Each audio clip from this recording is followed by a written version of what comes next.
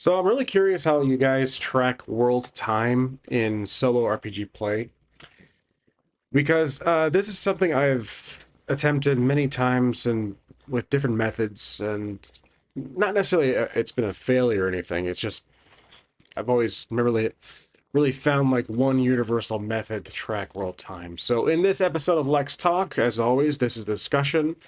I want you guys to discuss below, share your opinions about tracking world time, what methods you guys like to use, and how some methods of tracking world time can depend on the style of play. Dungeon crawl, hex crawl, theater of the mind, tactical, ways like that, especially in a different setting, sci-fi, fantasy, cyberpunk, film noir, modern day, pulp fiction, etc. World time is can be vital. I've been guilty of not tracking it at all. It's just like a one shot. I don't even bother stating what time of day it is, what year it is, just general scope that it takes place in the past or it's modern or somewhere in the near future.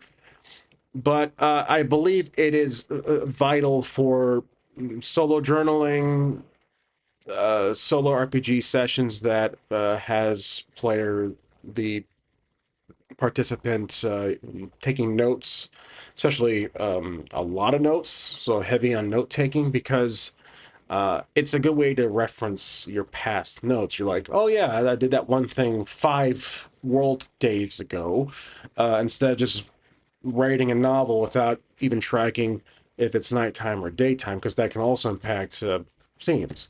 So, with that in mind, for me, I think again, dependent on the method of play, hex crawl, for example, is always a great go-to. It's just big enough. Um, some games that have some RPGs that have hex crawl as a mechanic, they have methods to track how much time it takes to go from hex to hex, especially modules for older D&D games. It'll tell you, oh, it takes you 6 hours, or it's a mile away, or like the distance between hex. There's a general actual measured distance and world measurement between hex to hex. So logically, you're thinking, okay, if you're on horseback, it takes you maybe a few hours to get to that hex over there, or depending on how much is in that hex, an obstacle, if there's a dungeon you gotta deal with, if there is a city, or if it's part of the city or part of a larger kingdom, if it's a forest, if it's ocean, you boat. So obviously there are all these factors you got to consider when you're dealing with tracking time as the umbrella compared to what is actually happening on the ground. So if it's just like a grasslands, there's not much obstacle, then in my eyes, you can say I can assume that going from one hex to the next hex over when there's a clear path and there's really no obstacle or encounter, if you are lucky enough to roll that on a die, then maybe a third of the day it takes. For me, I think when I could be mistaken here, but from my past videos when I was actually tracking time, I would always go AM, noon, early afternoon, late afternoon, nighttime, obviously midnight, so on and so forth. The team takes a rest. But that's to me. I believe that's probably it's not too vague, but it's also not exact. It's just okay. These things are happening in the AM, so early morning hours. The sun rises. My characters do the things. They it's about noon now. Our characters leave onto their adventure. They reach the next hex over. It's probably sunset. They got to camp out. Things happen overnight. An encounter. So on and so forth.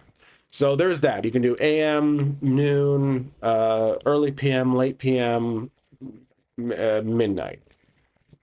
Or there's other inventive ways. You can use a dial and just basically keep your dial at a certain number to start the day. Then as you do things, just dial it down. So start at 6, one of those rotating dials if you have double digits.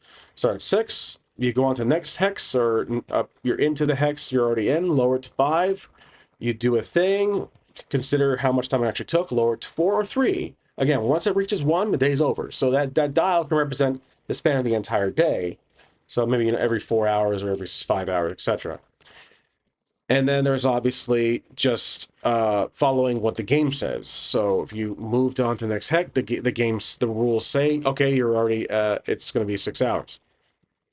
So again, I want you guys to list below what method you might use, or even if you don't track it at all, just you do the one shot. Or I think time tracking can probably be more necessary in a short campaign or a long campaign.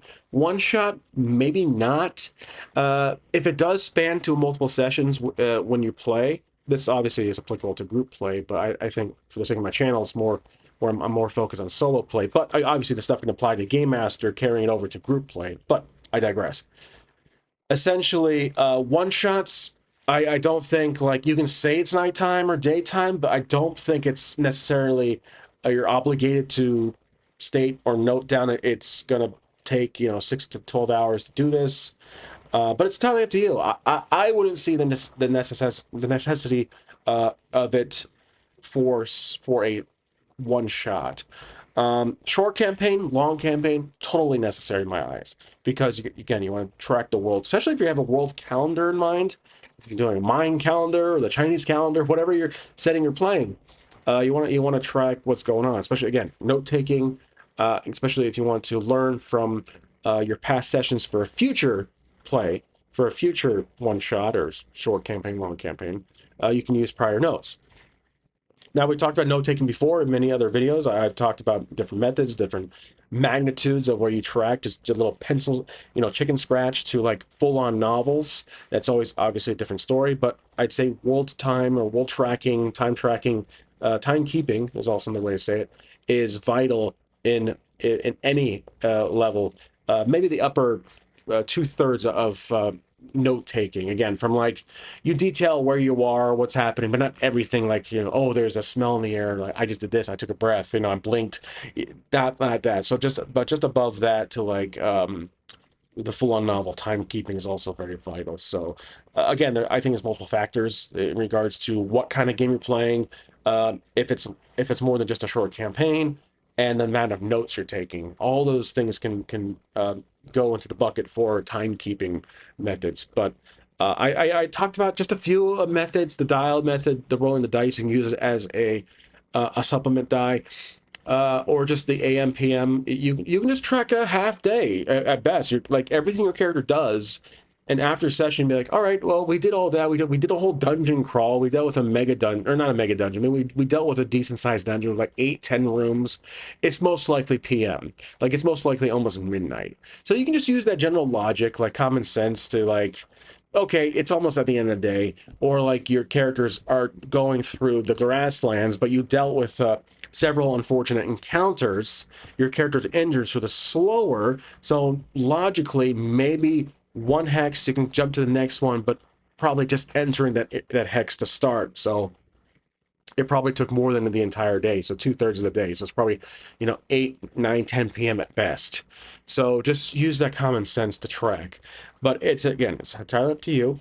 I don't really think there's much more to talk about, because timekeeping, world tracking time is not exactly a huge subject, but it is a vital ingredient for solo RPG play, and probably overlooked at times. Not all the time. It's obviously consideration for game masters who are or experienced and want to keep track of time. Especially, they're very down to tracking the exact date on the calendar.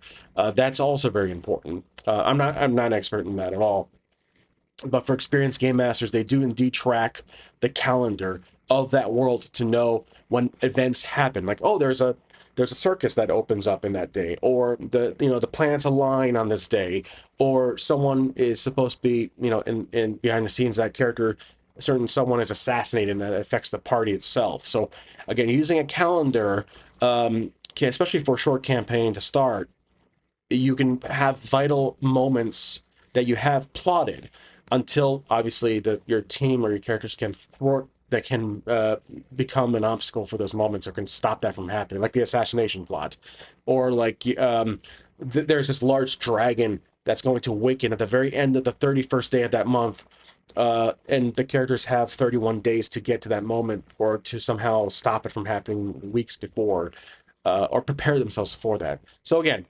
multiple ways to track time. I'm more interested to hear your method, especially for people who've been playing for decades more than I have. And yeah, that's really it. So as always, thanks for watching. Please feel free to subscribe, like, share, and comment, and I will see you in the next one.